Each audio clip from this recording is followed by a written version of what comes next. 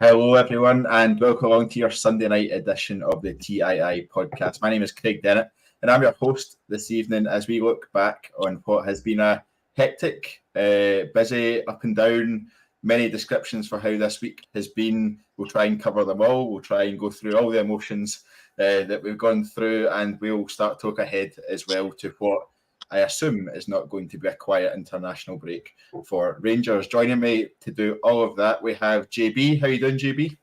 Yeah, very well. After a good win today, so it softened the blow ever so slightly after Thursday, but only slightly. Yeah, JB was one of the guys out there in Limassol on Thursday, so very much suffering, I guess. He was just telling us on his way back. But we'll go into that a bit more detail. Also joining us is our managing editor, Tommy McIntyre. How are you doing, Tommy? I'm well. Yeah, 3 points. Doesn't paper over the cracks, but I'm sure we'll get to that during this conversation.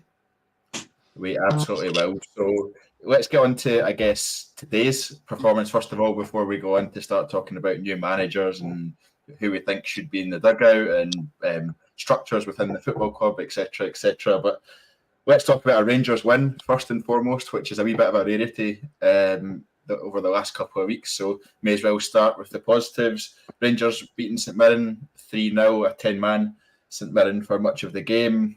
JB, start with yourself. Can you just let us know what were your thoughts on the game? What were your overall reflections? Did you enjoy it?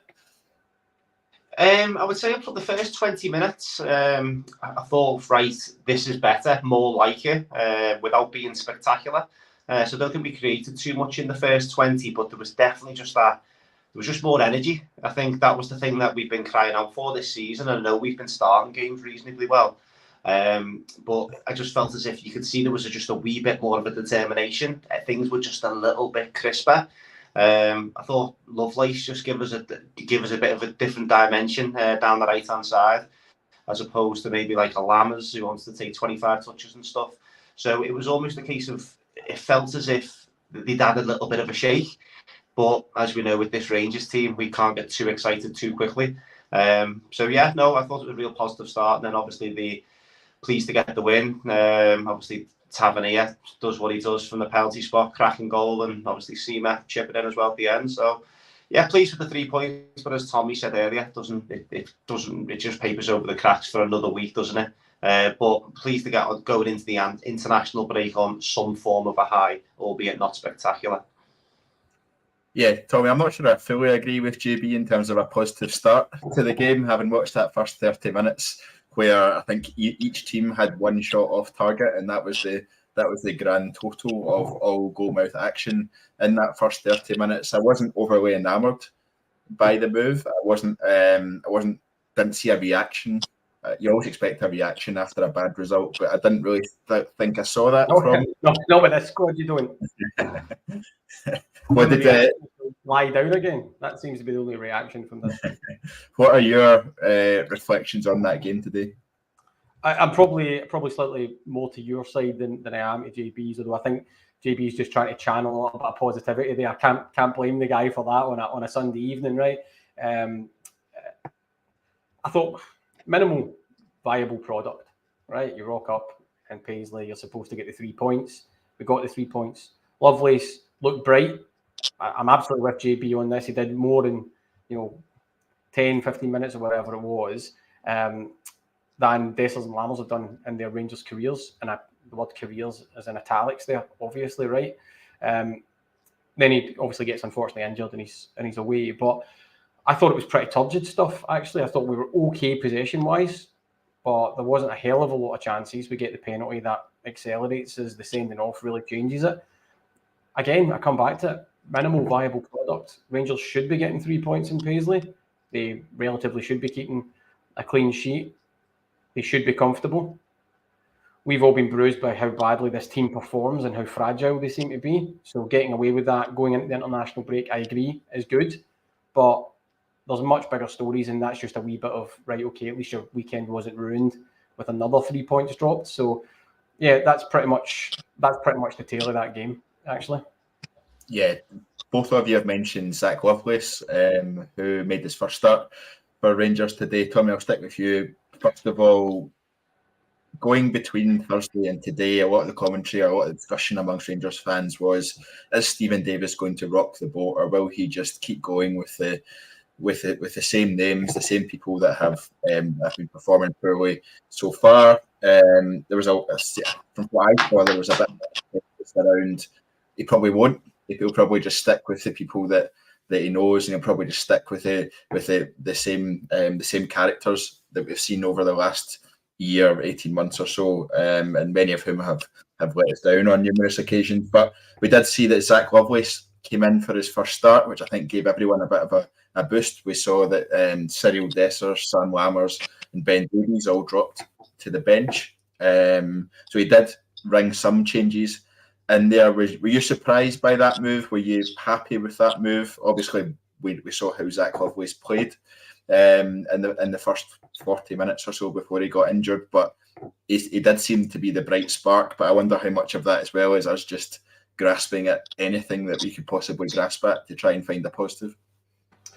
Yeah, well, I mean, I don't think anybody was surprised to see changes. Actually, I think people would have wanted to see more changes, middle of the pitch, Lundstrom, these types of people.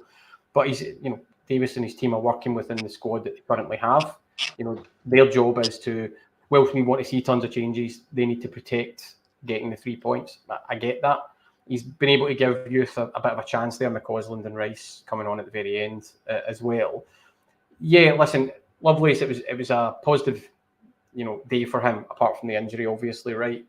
But he's not done anything. He's not stuck it in the back of the net or anything like that. It's not me having a go at him. I'm just saying the bar is pretty low coming in for Dessers and Lammers.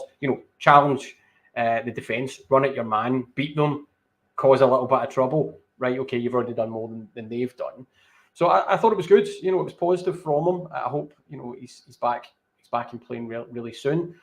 Actually, the story inside that for me is probably a little bit more of when he goes off, Davis doesn't reach for Dessers or Lammers.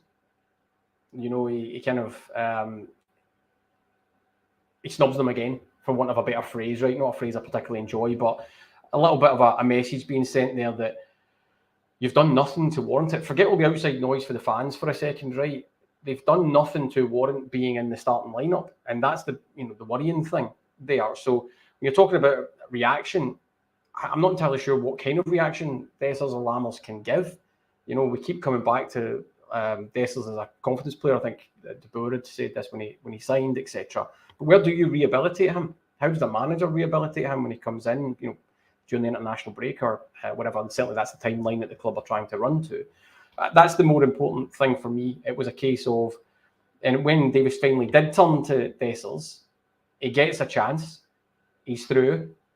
Nobody was putting any money on him sticking that in the back of the net. I'm pretty sure the keeper closed his eyes and went, I'll just fall over and I'll get this, right? Doesn't strike it well. The guy's an empty jersey right now. And that's not me just having a go at one guy. I'm just saying, somebody has to find a way to rehabilitate him, because other than that, you're trying to let him go at a complete loss, and that's going to be a hard sell anyway. I should probably pack away my Cyriel Dessers soapbox, right, and let JB have a shot for a while as well. But yeah, I'd love anybody in the comments to say that when Dessers was powering through, did they have the smallest shred of belief that he was going to slam that across the keeper or give him the eyes and put it near post? Anybody? Absolutely not. From me, I saw JB shaking his head as well there, so I assume it's a no from him as well.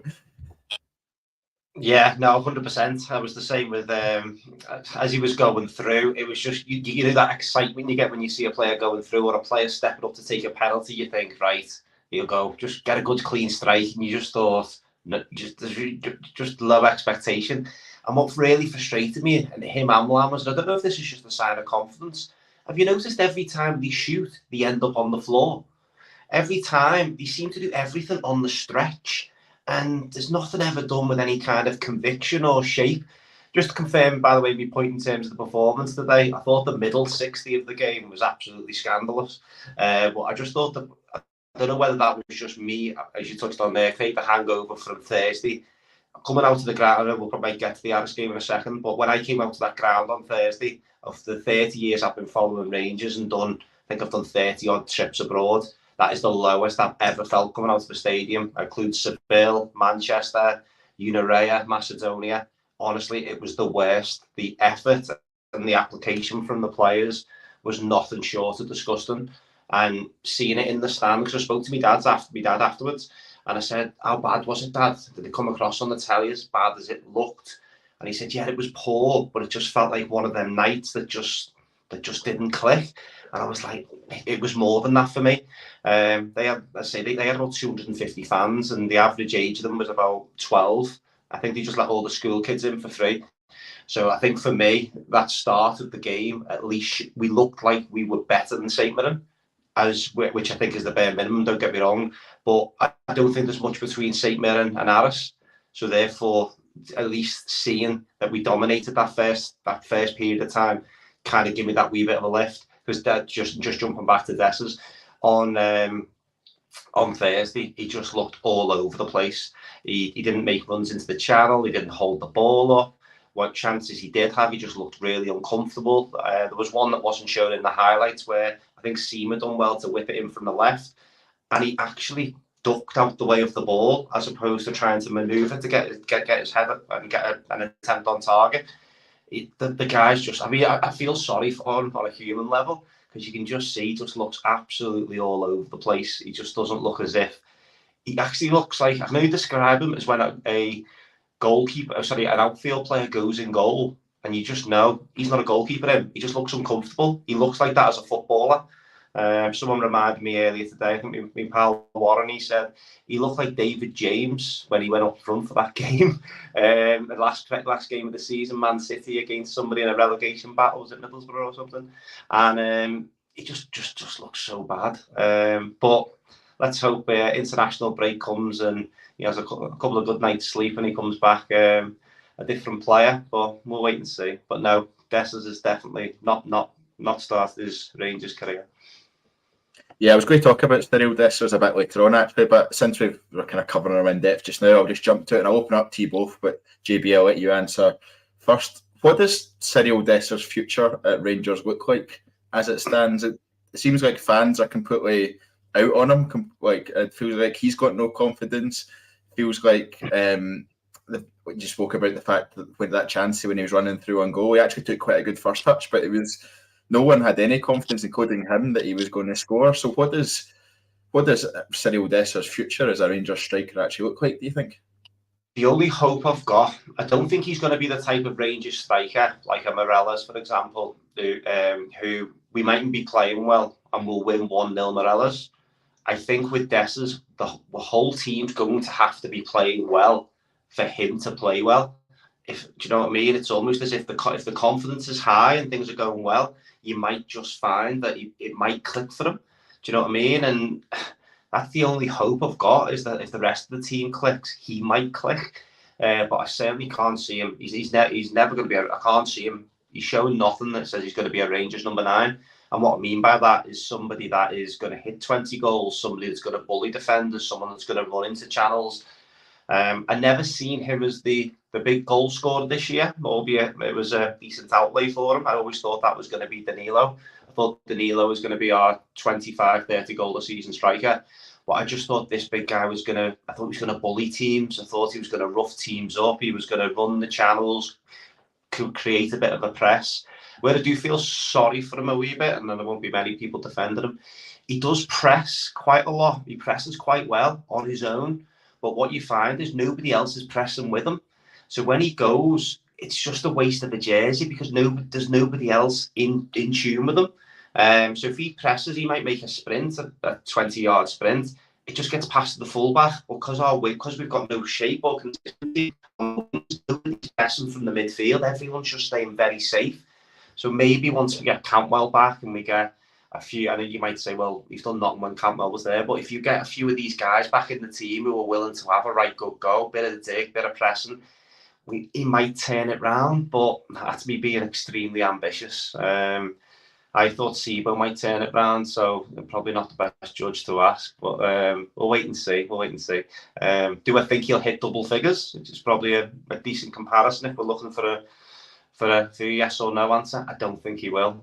He might hit that on assists, but I can't see him getting it in goals. I think I agree with a lot of that. Probably the only thing I'd add is you don't see anything with him. And I would love for the guy to be rehabilitated and start banging them in. Right? Ultimately, that's to the benefit of Rangers. And he does look like a kind of little boy lost at the moment, right? And he keeps being thrown in. It's just not happening for him. But the thing is, you don't see anything. I get that pressing point, right? But again, minimal viable product, people to press at the right time. That's a squad thing as well. I get that. But it's not as if he's a striker that's come in and you can definitely see it. He's just went through a bad run of luck, or the keeper's made amazing saves game after game or whatever, and you go, that's definitely going to turn around for him. He is absolutely on point. The keeper's making great saves, but he's getting the angles, he's making the runs. He makes some decent runs, actually, right? Fair play to him. But you never feel that he's ever going to actually make the keeper massively, massively work. You just go, there's nothing there. He'll need something to click, whether it's a wee bit of luck, he sclaffs one in, he goes in a wee bit of a run. But is he going to get that chance in the first team? I'm not entirely convinced he is. But as we look around, you're saying, well, it's him, it's Lammers, Sima's scoring, thankfully. That's what, 6 and 6 starts. You've got Roof, but he was particularly quiet and poor today, actually. And you go, right, okay, where are the goals going to come from? Right, you're running towards the transfer window at Christmas time, January. New manager, hopefully in by that point, definitely in by that point. Are they going to try and revamp that and get him out on loan or try and do something with them? If you're still reasonably in touch and you get into the second half of the season, this is maybe my question to both of you and the listeners. If you're reasonably in touch, get into the second half of the season and you get a chance to get him out and get somebody else in, do you back the manager to do that, or do you say, no, we want to see our guy come good because we actually own him and we need to try and make some sort of money back on him? Yeah, I would have him out the door in January, if I'm honest, and that probably does seem a bit reactionary at this moment in time. But I think you can tell with a player like that. Tommy, me and you were sitting in the gantry for the Aberdeen game last week, and that chance in the first 10 minutes where Tavernier plays him through, he absolutely, any striker absolutely must hit the target as a bare minimum with that shot. Instead, he sclaffs it over the bar, and to be honest, that was the moment that I signed out on Cyriel Dessers. that was your moment of clarity. And the thing is, nobody was surprised with it though. We were, as you say, we were sitting chatting about it. I'm sure everybody else at home watched the game in the stadium and all that. It's a nice run, and I think it was Tavernier that clipped the ball over the top. And you think that's actually a lovely run. It sits up nice, make the keeper work. Or, if you don't have the confidence, cut it back along the 6-yard box, do something with it, try and create something. He does neither, and he just absolutely skies it with this weekend of flighted foot towards it before you notice in Rose Ed, and you go, that's what you've got. I struggle to understand what Michael Beale thought he was getting, because he doesn't particularly lead the line that way, or indeed how much confidence Michael Beale must have had in himself to say, I can turn that around. I can make him a better player and elevate his game and really get him firing in the goals, because he doesn't do the other parts of the game, although I get GB's point, maybe the team need help him with that press. He doesn't really mess up defenders. He doesn't pull them all out of position, and he certainly won't take your chances. He's not I think one of you referenced it, he's not your 89th minute, looks like you're about to drop 2 points away to Motherwell or something like that on a wet night, and he pops up and bangs one in for you, and you go, right, that's what you bought. No, there's probably more chance that he's going to stick an OG in or something like that, a corner, but yeah, that's where you are. Listen, I'm interested. You would sell him, JB. What would you do? Yeah, for me, I can't see him turn it around. If we got to the question, if we got to January, a new manager comes in with some new ideas, and we've got a completely different option, I definitely would be taking it. I think the fact that we're screaming out for guys like Lovelace to get a chance, when you start to get into them realms, then it's not as if Lovelace is scoring week in, week out for the B team. Do you know what I mean? In terms of, if you think about the exposure he had last year, he hardly ripped leagues up, did he? Do you know what I mean? Certainly from a lowland league perspective and stuff, he looked okay. And looked at any games I've seen him, you can see, there's a bit of ability there. It looks quite raw. So the fact that we're screaming for him to kind of be given a shot, it's the writing's on the wall. As you said, as we always say, football can turn on its head. We were talking off air in terms of how this season is, that you've either been on the ceiling or on the floor. This season with Rangers, we've never been in the middle. Maybe that's just maybe Cyriel Dessers might hit the ceiling at some point, but I just really can't. Yeah. JB, don't break the fourth wall for the listeners. I want them to think that we don't talk behind the scenes and we all dislike each other. I don't want you thinking this is a broken. It's therapy. It's therapy. It's a broken dressing room. It's a broken dressing room with Clue calling TII, and then just me myself. So maybe I'm the one that's doing something wrong. Listen, TII really Thompson or Shaka. Give him a go.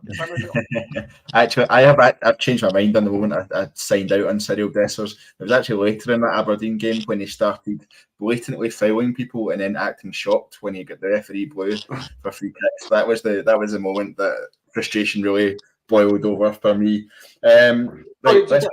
Just a wee small point on that Aberdeen game as well, right? I remember turning to you and saying this. Now, we know that his confidence on the floor. We know he's getting absolute, dog abuse and stuff like that as well. He was the last guy off the park after the players tried to do the walk around to apologise. Now, he looked absolutely broken. Actually, I would have thought that his teammates, his captain, his manager, whatever, you don't leave that guy to be the last guy off the park. He's already a bit of a whipping boy. He's going to get, a bit more of a boo and all that coming off. It's small things like that. Go and look after yourself. By the way, in the same game, I think it was Tavernier at the end was shouting on Lovelace to get Ben Davies to come back for the walk round as well. Now, Lovelace, because we were sitting watching it, I was watching him. Lovelace shouted on Davies. Davies heard him, turned round, and just walked right up the tunnel. Yeah, absolutely right. This comment is an interesting one. So it says, Craig, did you sign out on Mark Hateley? Well, I wasn't really born when Mark Hateley was a Rangers player, which might give the answer to that one. So the answer is no, I didn't sign out on Mark Hateley, but I wasn't alive at the You time. probably would have. You reactionary get. Craig, there you go. There we go with that one. The only probably slight difference with Mark Hateley was at the back of a lot of the Rangers fans' mags. I've spoken to some of the older fans. I said, what was it like? Because we recently had Mark Hateley in the club. And the difference was we were signing a player that had played for AC Milan. He played for Monaco. He represented England. He scored against Brazil in the Maracanã. Do you know what I mean? Cyriel Dessers has had one good season in the Europa. I don't think it was even the Europa League. Was it the Conference League? Where I think everything he must have went in. So, I think even though it was obviously a different time, and obviously there was no social media back then, I think comparing Hateley and Dessers is a massive disservice. I think Mark Hateley and a lot of his teammates are probably delighted there wasn't social media back then, actually. I agree with that as well. I agree with that. Some of the stories in the club. But listen, that speaks directly to my point that I was making about Cyriel Dessers or any player. Have you seen enough? As you say, JB, he came with a whole wealth of, this guy's good and will come good. And sure enough, you can live with a bit of a barren spell if you say, I can see it. And eventually it does happen. With Cyriel Dessers, you don't see it going to happen, unfortunately, for the guy. Right, let's move on from Cyriel Dessers. I feel like we've lambasted the guy enough in the last 10 minutes or so. I spoke about the part of the narrative being the fact that would Stephen Davis make changes to the starting lineup, and we've just discussed the fact that he did make changes. We've spoken about Cyriel Dessers. Another part of that narrative, JB, coming into this game was around the core players that have been around for the last 3-4 seasons and consistently, time after time, albeit leaving out the 55 season, but outside of that season, consistently struggling in certain situations domestically, consistently making the same mistakes over and over again. Domestically, I think people were pointing to the likes of James Tavernier, Connor Goldson, Borna Barisic, John Lundstrom, were the ones that I saw kind of mentioned. Obviously, we've got however many injuries at this moment in time. I think I counted 7, maybe 8 key players that were out injured at this moment in time. You can't replace a full starting 11. And these kind of runs, you do need some experienced players, and probably defence is where we are the most settled, albeit we look scared as soon as the ball comes there within 30 yards of our goal. Interestingly, with that kind of narrative in the background, the fans held up a banner early in the first half that said "Heartless, passionless, leaderless, not fit to wear our colours." What did you make of that whole situation? What did you make of that message from the fans? What did you make of that narrative before the game as well around those? I want to say stalwarts of the team. But that's maybe not the right word. Yeah, I think the challenge we have with these guys is they probably fall into the category I was trying to go with Dessers earlier, in the fact that when we're not playing well, these guys seem to be absolutely honking. Do you know what I mean? It's almost as if it's absolute. I'm not saying it's tools down, but they're the guys the newer players should be looking at for confidence and looking at and going, right, they're really stepping up. Now, you might turn around and go, well, James Tavernier, he's had a clean sheet today, he scored 2 goals. What more do you want? But the pro rata, he's going to score more goals, and he's going to because of the positions he puts himself in, he's going to have more assists because he takes every corner, he takes every throw in. So therefore, he's always going to be involved in the goal numbers. The Conor Goldson one that's kind of sticking in my head at the moment, that's really frustrating me, and it was a bit of a light bulb moment over the last few weeks, kind of watching it. One of my frustrations with Rangers over the last probably say 5 years, even when Gerrard was there, out with the 55 season, is Conor Goldson likes to play so deep. It's unbelievable. So when the opposition, and I've seen it a lot on Thursday. I don't normally sit behind the goal when I go to games, and one thing I've seen on Thursday is how deep Conor Goldson likes to play, so he can see so much in front of him. So therefore, the gap between our defence and midfield is always massive. So I watched out for it today, because where I sit in the Governorship, you naturally just follow the ball, don't you? Do you know what I mean? You don't look to see where the defensive line is until we're getting broke on. But Conor Goldson loves to be absolutely deep and be the deepest man. And I just got a feeling that when we're not playing well, he just gets deeper and deeper and deeper. There was a moment today just before we scored the second, and Goldson was standing next to Butland to receive a pass, and the nearest St Mirren player was on the halfway line. And you're thinking, what's going on here? Get to the halfway line, get your back four on the halfway line. St Mirren with 10 men should not be getting out of their half under no circumstances for 80-90% of the game. They had 3 or 4 good chances today. Do you know what I mean? And sorry, just to go back, and I've got a feeling that Conor Goldson is driving a lot of that. Now, don't get me wrong, when he hobbled off against Liverpool last season, it was a game changer on the night. It was almost as if everything just seemed to fall apart when he went off, because we started the game so well, and then he was missing for the first time in his Rangers career. And you know what? We didn't half miss him. But I think that was probably for the fact that we were putting James Sands and Liam King in. It wasn't for the fact that we could put a Suter in, or we could put maybe even a Balogun. Is Balogun still there? I don't know. He seems to be. I think he was just signed for entertainment in pre-season in Germany or something. But we haven't seen him, have we? But yeah, so that's your Goldson. John Lundstram is never, I mean, I know I'm going on a bit of a rant here, but John Lundstram's never a 6 and never will be. He hasn't got the technical ability to move the ball quickly. It's not his game. His game, and I think I say it on every pod that I'm on, his game is the Old Firm semi-final, which he's living off now, where he put McGregor up in the air 3 or 4 times, go hunting players, putting your foot in, winning the tackles high, pressing. He's not a Mascherano. Do you know what I mean? And I think that's where we're trying to play him like that. And he got caught out on Thursday night again by trying to do stuff that he's not particularly good at. I think he's got attributes, but we're just not seeing any of them because of the role he's being asked to play. And I'm hoping a decent manager that comes in, and that's one that I know we're going to get to this later when we look at the managers, but I want someone that can get the most out of players in the position that they play best, because it feels for me over the last few years, and I'll use Fuentes as an example as well, there's no way he's a right-hand sided midfielder, because he always wants to go out wide as opposed to going on even onto his left foot. He needs to probably start the games on his left-hand side, where he has for internationally and when he was in the MLS, and cut inside. So yeah, back to your question about the reliable play, the experienced player, and Barisic. Well, we know what we're getting with Barisic, don't we? Obviously passes backwards for every chance he gets, unless we're winning. And then you see Borna Barisic absolutely flying down the left-hand side. So another confidence player, which I think we need to root out, and being perfectly honest. Yeah, Tommy, JB's obviously passionate about how those players are playing and where they sit, and actually their part in the sort of negative results, negative performances we're seeing at this moment in time. Can I get your thoughts more so on the banner and the message from the fans that we saw today? I read out the sort of the phrasing that was used there, heartless, passionless, leaderless, not fit to wear our colours. How did you feel about that banner, first of all? What was your kind of reaction to it? The banner that James Tavernier never saw, according to his post-match interview. Don't know how anybody in the squad would have missed that. Listen, before I get into that, JB's spot on with all of that in terms of his comments on the players.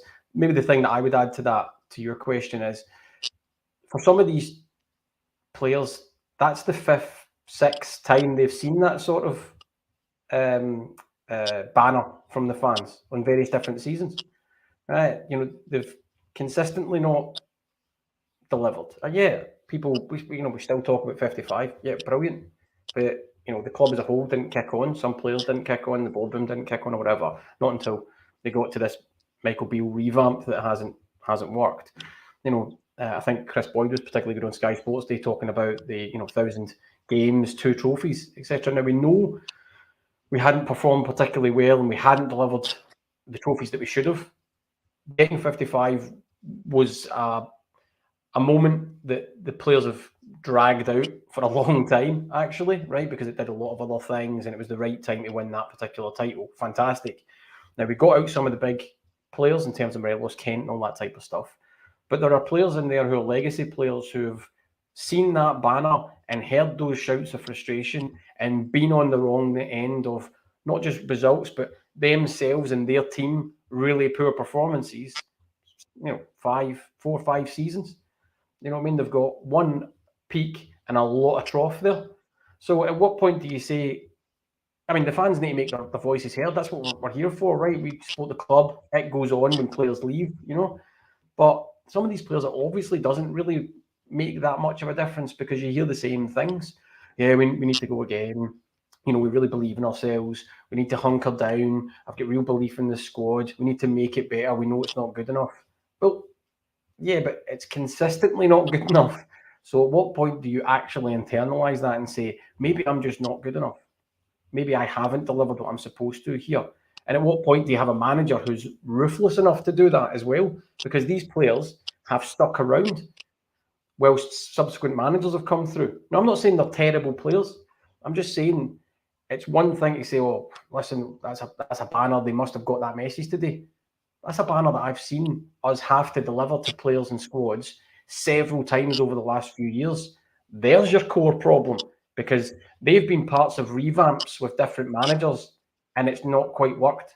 At what point do you say, right, we just need to go right back to root zero here and clean it out? Yes, that costs money. Where do you get that? Where do you draw the lines? I get all that argument. But at what point do you say enough's enough for some of these players who've been in the bricks? There's your question. I think that's a tough question to answer, to be honest, because we've recently handed James Tavernier a new contract. We've recently handed Connor Goldson a big contract extension. I was one that was vociferously campaigning for Borna Barisic's exit this summer, but it never quite materialised. These are the guys that shouldn't be still playing such a big part of the team, I don't think. Now, I'm a big Connor Goldson fan, and I would defend him because I think he is a good player, and with the right players around him, he would be good. I think James Tavernier, we saw what he offers the team today, and he once again will ride off the back of what he does going forward positively, but defensively he still causes us massive issues. I think as fans we've continuously almost argued with ourselves about whether that trade-off is acceptable or not, and I don't think anyone's ever really landed at if that's the right trade-off to have or not in this game. And the likes of John Lundstrom, I thought would have left the club this summer. He should probably be a squad player maximum, and yet he's seen currently as a vital cog in our midfield, and that shouldn't be how it should be. So there's plenty of comments actually saying we need to bring in more Scottish players. We've seen that trolled out numerous times in the past as well. JB, do you think it is just, and we'll start to move on towards the new manager shortly, but do you think it is just a root and branch removal of what's gone before and start all over again? We've effectively just been through a a rebuild. We're 2 months after finishing or completing that said rebuild, and we're looking to rebuild the rebuild. Is it just root and branch, start from start again? Yeah, I just think it just needs a refresh, doesn't it? I mean, just to add to the James Tavernier points as well, I think what hasn't helped the case is probably put them in the Hall of Fame when we did. I think that will always, I think, for some Rangers fans, will go against Tavernier. I think long term, when we look back in years to come, we'll look back and we'll remember him for what he did and what the numbers he delivered, and obviously he was the captain that brought 55. We'll remember him for all that, and that'll be great and it'll be wonderful. I just think at the moment it's a culture piece that needs to change within the club. We need to create a winning mentality, and if you go through that squad, how many players can you say of that squad are winners? And what I mean by that, have won stuff in their career. I've showed that when the chips are down, then you know what? They'll turn it round. They'll win it for us. They'll be firing into 50-50s in the last few minutes. The Tavernier against Aberdeen at home, don't get me wrong, it was a bad day at the office for everyone. Tavernier could have stopped that third one from going in if he wanted it. If he was a Rangers captain that you'd say when you're creating a tick list of what a Rangers captain should look like, he should be firing through that defender. It was a 60-40 in his favour, and I think there was some of the things today kind of masks Tav's goals and everything. Kind of just mask the stuff that we need from a Rangers captain, and what we need from somebody that's going to be integral in terms of playing every week. And for me, I don't know whether I'm just still on a bit of a downer from Thursday, but you could sell any of them. I've got no emotional connection to any of them at the moment.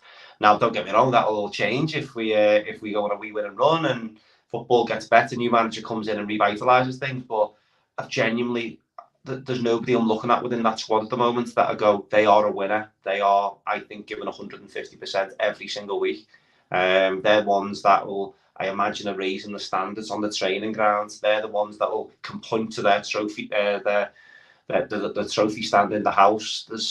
It's almost just a case of, it's all right, we'll go again, we'll do better next week. We need to learn from it. Time's up for learning, lads. It's almost a case of now we need to get back to where we need to be. And if that needs a full culture change by removing some of the old guard, if you want to call them that, then I'm all up for it. And just to play into that as well, because listen, I'm not picking out James Tavernier or anybody in particular there, right? And actually scoring the penalty, a bit of pressure and all that type of stuff, right? But I've made myself quite clear that I think a lot of the squad just needs to be looked at in terms of that.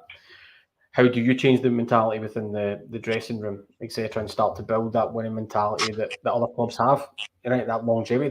Parts of the squad have been together for quite a long time, and actually it's been a relatively unsuccessful long time. But also, the key thing for me is, we know a new manager is going to get appointed. There may be changes to the football structure as well. We'll get to that at some point. But they've been through refreshes already. And that's my problem in terms of just trying to understand how does the club and how does a manager really, really change that? Because you get players in there who've been through, maybe four managers already, 5 possibly.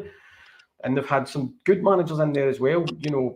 Steven Gerrard, Giovanni Van Bronckhorst, not a bad manager. I think he'll go on to have a decent career as well, to be honest with you, right? But you look at it and you go, they consistently can't seem to get these players to a level. Now, either you're saying, right, that's these players or their ability or our ability to get the right players in because we're shopping in different markets, we don't have the finance, etc. I'm not quite buying into that. There's ways to, energise a squad. We've seen that relatively recently within the Scottish game, actually, right? But sooner or later, there has to be a focus in on, right, you've got some big personalities in there, and they've consistently presided over not being good enough, right?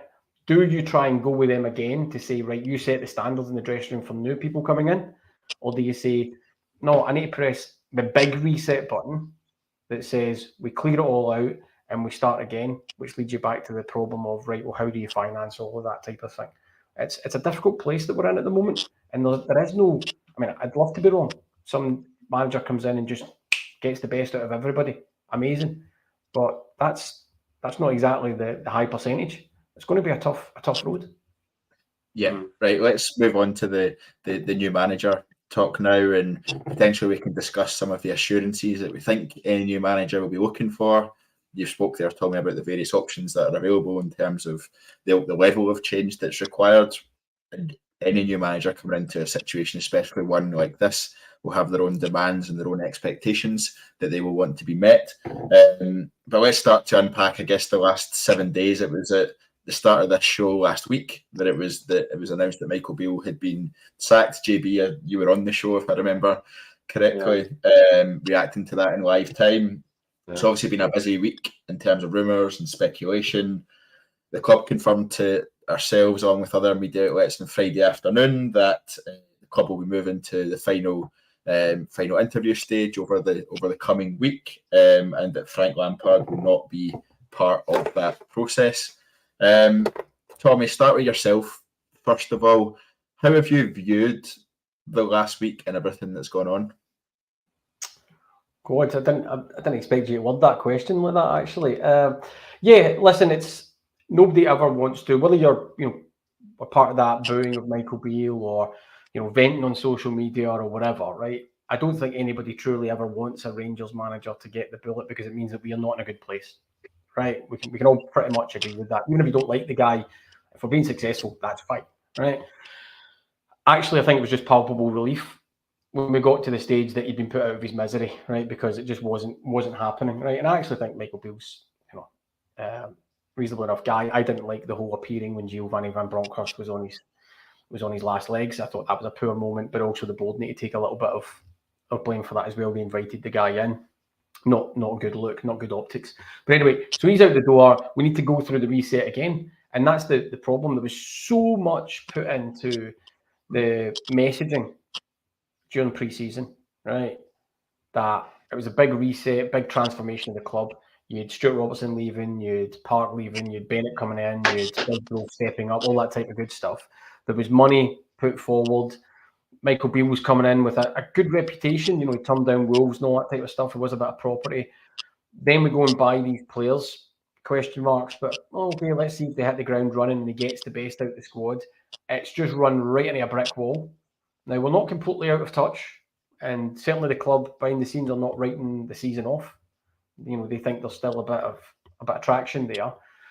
But we just need to then go and get in with another manager. And I'm a wee bit fatigued, sick might be a better word, of us constantly being caught in a cycle of not just hiring new managers, but midway through a season or partway through a season or whatever. So then the new guy has to pick up the legacy of the old guy and get this whole, we're in, the fan base are in limbo because you go, it's not his players. So now we need to wait until he gets his own players in, and then that may or may not work again. It's tiring, actually. And so that's where we find ourselves again. It's the Michael Beale situation all over again.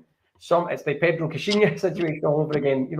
It's somebody else coming in, having to work with somebody else's players, question mark, potential wee bit of an excuse for them as well, because if it doesn't work out, they can point to that. Potential excuse for the players because they go, I was bought to do a certain thing and now this manager's trying to get me to do something different. Depending on who the name is, will probably fix where my confidence level goes. But it is a really difficult problem again, and we just seem to be caught in this cycle of not getting the right person in, getting them out, bringing in the new person halfway through the season or partway through the season, trying to go again, and it never quite works for us, whilst everybody seems to make slightly better decisions. And then we're left with a rump of a squad that isn't really sellable, that isn't performing, that is on long contracts, and then we need to try and overhaul all that again. And then we talk about the football structure and what's happening in the academy. Ad nauseum, on repeat, it becomes very, very tiring. Not exactly my most optimistic on this Sunday evening, I have to say. Yeah, I think that's a fair view of it, though, and I'm keen to. Obviously, there was the comment that I brought up there that I've actually just lost. It was Ian McPhee who said this appointment will be Bennett's biggest ever decision in his Rangers and board's time. Cannot get this one wrong. I can't agree with that anymore, actually, to be honest. And the CEO, James Bisgrove, sorry to interrupt, but you can't walk past the fact that James Bisgrove has now stepped in. This is a big, big call, particularly as they don't have the shield of a director of football leading the search. They've put themselves right front and centre of that, and they either take the credit if it goes well, or they take a little bit of stinging criticism if they make a mistake. Yeah, JB, before we come on to the shortlist or who reports are suggesting are on the shortlist, it's actually quite hard to decipher who the club have been speaking to. By process of elimination, we could probably get pretty close, I think, and we'll come on to talk about that in a second. But the reaction, or the negative reaction to Frank Lampard's rumoured discussions with the club was unreal. To be honest, it was. I used the word vociferous earlier. I think that's a very fair word to describe this situation as well. It was really strong. It was clear most fans didn't want Frank Lampard. Where did you stand on that one, and what were your thoughts on Frank Lampard as potential Rangers manager? Yeah, I think that'll probably sum it up best for me is as was boarding the flight on back from Cyprus on Friday night. Obviously on a downer, Rangers fans in the airport just looked completely frustrated and everything. And everybody had a wee smile on their face when the news was getting around the airport that Chris Jack had tweeted that Lampard wasn't getting the job. Believe it or not, it actually lifted me for the 5-hour flight back. And I know that sounds crazy, and it's only because it just would have been a horrific move for me. I mean, without, obviously this isn't a Frank Lampard bashing show, but he done an average job with Derby, didn't get promoted despite doing okay, despite having arguably the best 4 players in the league in Mason Mount, Tom Lawrence, Harry Wilson, Tomori, who's now at AC Milan. So we had these real quality players, didn't deliver. Done okay at Chelsea, but again, the people say, oh, he couldn't sign players. He still had a squad of 20 world-class footballers to pick from, didn't do nothing. Everton, honest to God, was absolutely disastrous. Watching the football was horrific.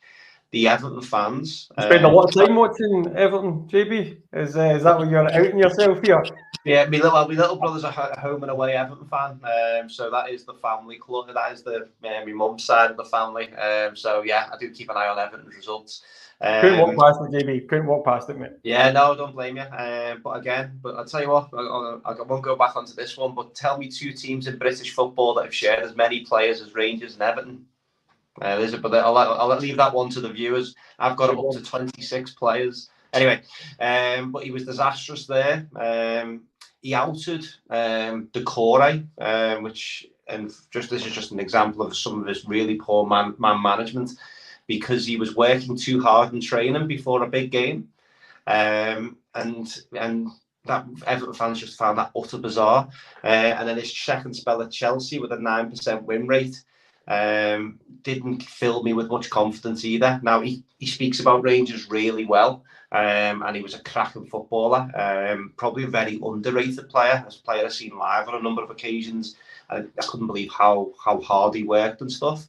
But him coming up the road with Jody Morris and Ashley Cole was I was petrified at the thought of it. I'd love to see him representing Rangers in the Masters or something, but never as the manager of this football club. We need to be getting winning managers across the line. We'll get to what type of manager we're looking for shortly, but we need to get somebody in now that is a proven winner as a manager in some way, shape, or form. Yeah, Tommy. Not to take us off on a complete tangent, right? But did anybody actually see the recent Masters? I don't know what they thought they'd stuck that carpet down with. Print stick. Jesus! Every time they tried to turn on the ball, the whole pitch came up. Unbelievable. Tommy, sorry, I interrupted you there, Craig. Yeah, I've completely lost my train of thought. We'll go with what JB was saying in terms of we need a proven winner with the next manager that comes in, Colin Montgomery. I will continue to make the joke, Colin, in terms of not being the golfer. Looking at all the candidates, who on the pod can guarantee any are going to work. I think that's the risk anyway you take with any manager. It's the risk you take with any signings that we make. No one's a guarantee. That sentence construction's a trap. Right, you can't guarantee anything, right, and certainly not that, and not all the different variables that are in there. You could win somewhere else Then you come to Rangers and you can't handle the pressure, you can't win. You're working with the squad that we've just lambasted for the last half an hour or whatever. You maybe don't get the other players you want. You suffer some bad luck. You suffer some horrible injuries to key players in your squad or whatever. So fair play, Colin. I get the question, but there's no guarantee. It has to be best endeavours. And then you look at, have we set ourselves up for the best potential crack at either trying to get the right manager in and give them the right tools? And then you start to look at the players and say, have they done enough to actually come with it? And that's the earlier part of this conversation. The manager probably made mistakes, and the players have done him absolutely no favours whatsoever. And they've done the club no favours as well. So there's equal parts of blame there. I look at some of those players in that squad and I think, why are you still in a Rangers jersey? Sorry, slightly longer answer there. That's all right. Before we move on to the list of who I think I've narrowed it down to now, that's by no means means it is correct, but it's the ones that by process of elimination I've got down to. Back to the flooring at the Masters, or what the pitch was stuck down with. Craig Hart says he stuck it down with Dessers' form, which potentially is slightly harsh for that one. But and then Stuart Henderson maybe shedding a bit of light on this one. He says he's a resident cleaner in Bray Arena, and he thinks it was a guy called Lee. So Lee, whoever you are, Stuart's absolutely grassed you in there on that one. So unfortunate there. Moving on to the list itself. So Tommy, I'll come to you first for your thoughts. So Philippe Clement, who is the Belgian manager, who has he's been in charge of Genk. He was successful with Club Bruges for I think 3 seasons, potentially 4 seasons. Kevin Muscat, who has been long mooted, Yokohama Marinos managers now. He had success in Australia as well. A lot of people focusing on the Ange Postecoglou influence with Kevin Muscat. I noticed that he came out in a press conference today, potentially yesterday, and said that he wanted to stay to lead Yokohama to their next title. Their season doesn't finish till 3rd of December by process of elimination. That maybe makes him a bit of a longer shot on that one. There's Oliver Glasner, who was the Eintracht Frankfurt manager when we played them in the Europa League final in Seville. And then there's Pascal Janssen, who, as the weeks go on or as the days go on, I think becomes less and less of a likely candidate. He's the current AZ Alkmaar manager. They beat Ajax today in the Amsterdam Arena. They are currently joint top of the Dutch Eredivisie, which suggests I don't think he's leaving that job anytime soon, given how successful they're being. Those are the 4 that, by process of elimination, I think might be on the list. Where do you stand on those, Tommy? Yeah, and I can see this Ibrox own Kendall really flying the flag for Graham Potter. That's not going to happen. That's definitely not going to happen. Sorry to ruin your Sunday night, Kendall. But I don't see Graham Potter being anywhere near the list, actually, to be honest with you. Muscat and Clement seem to be the noises that are being made at the moment. I definitely think that the Knutson stuff has been dialed completely down as well.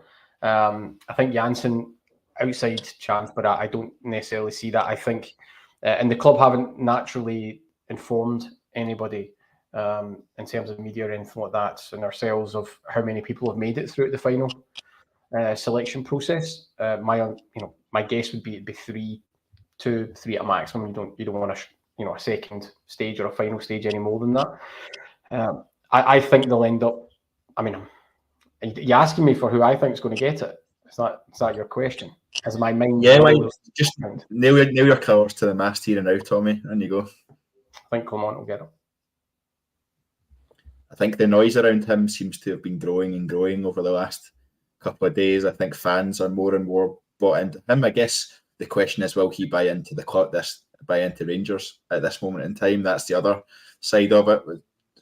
Like with Graham Potter, if we approach Graham Potter and he doesn't buy into the thought of Rangers or the thought of managing Rangers just now, he turns it down and we move elsewhere. It's the same for any manager. It's a two-way street. He needs to guarantees as well. He needs to have them if he's coming in. Some of that conversation has to be exactly what we've just covered here, right?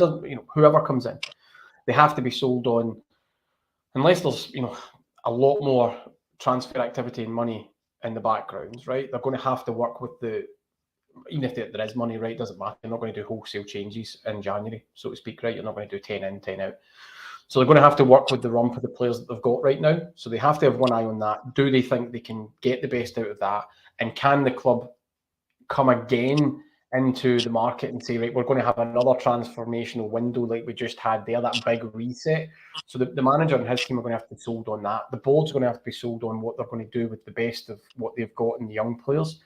As you look about some of the names in there, you start to get maybe a wee feel for that's what they're looking for as well. So any manager coming in has to set themselves up, yes, but they have to be set up by the club. And that's before you turn to, the noise has died down. Are the club going to return to the DOF structure? And what is the parameters of that? Because it looks like the manager will be appointed with none of that. And then you have to find a relationship that works. Or do you try and double up, obviously, with some of that Monaco stuff? So, there's a couple of variables in there that the club need to work through. And definitely that DOF part, director of football part, director of operations, whatever you want to call it, right? Football operations has to be in the mix as well. We were talking, to go back to JB's fourth wall point, right? You've got me started now. But we were talking before the pod began. One of the big selling points of director of football as well is supposed to be continuity. We've had to. And now we're talking about not having one and the club being all over the place and having to reset again. So what exactly was the purpose of those first two director of footballs, and why hasn't that continuity existed as you go through the managers? Because if you buy into that, then the manager's supposed to be a replaceable element, but the DOF is supposed to keep the club's philosophy burning. So how do you walk back into that again? Is a point that I think sometimes gets missed a little bit in this conversation because we're all just focused on a new manager. JB, on that list of four, Tommy's obviously said it's going to be Philippe Clement, and if it's not Philippe Clement, you can come and fire all your criticism towards Tommy. But I did put it in italics. I say I think it will be Clement, but I wouldn't please don't put your mortgage on that in any way, shape, or form. Looking at that list of four, what are your thoughts on that short list? Do any of their styles appeal to you? I don't know if you've had the chance to kind of have a wee look at their background. And then on Tommy's point, what do you think they can do with the squad of players that are already there? Do you think they can get a tune out of them in a way that we've not been able to so far? Yeah, I think so. Just in terms of your first side of the question, I think to try and distract me from Thursday, I've kind of done quite a bit of research in terms of listening to podcasts and gone a wee bit further afield, read quite a bit about all the managers that have been linked. I didn't bother with Lampard, as you can probably tell. But Muscat ticks a hell of a lot of boxes for me, from the outside looking in terms of his character, in terms of the way that he speaks. I watched a really good interview with him on the Being Sports a few months back, talking about his time so far, and it was almost the person who was doing the interview was kind of saying, well, have you just taken over from Ange and just kept up the good work? And he bit back and kind of said, well, no. Well, look at the amount of players that have gone out and come back in. Look at the way that we now attack a lot more. We attack a lot more with on the wings, as opposed to maybe everything was more central. He said things have changed. They've changed the shape. Our playing tactics and our stats back that up. Which I thought, that was quite ballsy to kind of go out and do that. He knows what it's all about playing for Rangers. Again, sometimes you can't put a price on that. Now, the only caveat that you might go, well, Van Bronk knew what it was like to play for Rangers, and some of the domestic performance, certainly away from home, were absolutely scandalous. So that doesn't work. He's won things obviously it's on a lower scale to what we're used to, but winning is winning at the end of the day. Looks to be playing a real attacking style of football. He's refreshed the squad, and again, looks like they're having a half decent season this year. Might even go on to win the title. So he's kind of caught my eye quite well. Glasner, again, done quite a bit of research on today. The big one for me was his time at Lask. So prior to him going to Wolfsburg, what the stat that caught me eye the most was he had a plus 135 goal difference over a 4-year period. Now, Lask, with all due respect, they're hardly a powerhouse of Austrian football, never mind European football. So to deliver some of them really big numbers and then get a big move to Wolfsburg And then Wolfsburg got them into the Champions League and then took what he probably thought was another big step up to Frankfurt. And obviously we know what he went on and done there in Europe. Beat a fantastic team in the final, I'd like to say. But again, he's caught the eye. But the one for me that's kind of, I keep homing in on, and I'm struggling to hear bad things against him, is Clement. I think in terms of as a player, he was a winner. He was a captain of his team, which is always good to see. Everyone seems to speak really well with him. He's worked both in a director of football and a non-director of football environment. As Tommy touched on there under Mitchell. I think it's 3 Belgian titles with 2 different clubs. I think he's done 3 in a row over 2 different clubs, which says something. He knows how to win that league. That Belgian league is the amount of money that's coming out of that league. The standard is pretty high. We've seen quite a lot of Belgian football over recent years, and we've got the better of them in most cases. But even if you look at the likes of USG and Standard Liège and Anderlecht, if you go back a wee bit further, Bruges, these teams have been in and around Europe every year, so the standard is there. Went to Monaco and didn't really have everything that a lot of players sold round about him, so hence the reason why that probably didn't work as well. But the big thing, and I touched on it earlier, in terms of what I want from our next Rangers manager, is he was asked, that one of the journalists was asked what's his playing style, and the response to the Belgian journalist came back and said he hasn't really got a playing style. What he does, he bases it against the opposition, and he gets the most out of the players that he's got. And that, for me, is what I think we need to see. It doesn't need to be a flat 4-3-3. It doesn't need to, we do plan A, and if plan A doesn't work, we do plan A better. All that nonsense and these sound bites we've had over the years. I'm homing in on him. For me, I think his win rates are looking just shy of 60% in the last few years in terms of where he's been. Now, you might go, well, what does that mean? But you translate that into Walter's time. I'm not comparing him to Walter Smith, by the way, and Alex McLeish's time, who were 2 really successful managers over different periods of time, and they were coming in around 61%. So therefore, you know that that's kind of the area that you need to be winning on a regular basis. So, yeah, I wouldn't be too displeased with Clement, but you're looking at the guy that was pleased with Beale and Van Bronk. So I don't want to Tommy's point. I think everybody's got that nervousness of nailing the colours to the mast. And just to jump back to Potter, I don't think that would be a good appointment. I honestly don't. I think he's got a brand of football that he's continued at Brighton, similar to what Swansea had going on a few years ago, where Michael Laudrup was going to be the next best thing, and then Brendan Rodgers moved in there. Martinez, it was all kind of a brand of football that the club deserved credit for as the figurehead. He went to Chelsea and shat the bed. If we have it right, there was nothing there at all. So, and just to emphasise that point in terms of how unique Rangers are, Potter will probably get the next Premier League job from anyone outside of the top 4. That's kind of where his stock is. So for me, not being over the moon that we won't get him as the next Rangers manager tells me that, well, reiterates that we are so unique, and with the strive for winning things is more than ever. And with all due respect, what's Potter ever won? So yeah, there's me assessment. It's good breakdown, GB, and thank you for that. I maybe just the one small part that I'd put into that equation is that might go against Clement, is that he won in his own league, if you like. His own patch. Yeah. Aye, won his own patch. Coming out and then going to another place is probably going to be pretty high on the selection panel's list of, can you show that you can do it somewhere else? Because I think we can all probably agree whoever gets appointed won't have managed in Scotland before.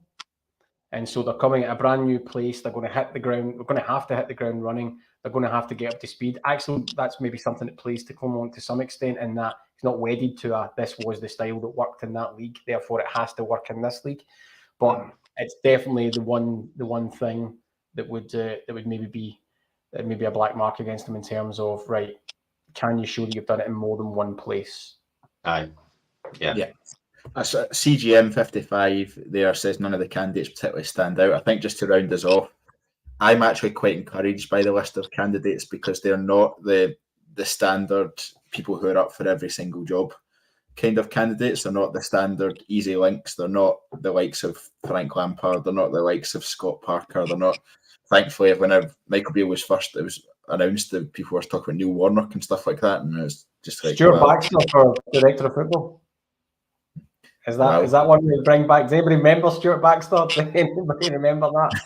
Every single manager's job or anything like that that was ever quoted in Scotland for a while, Stuart Baxter from, I think he was in Japan at the time, was always quoted. Yeah, it's.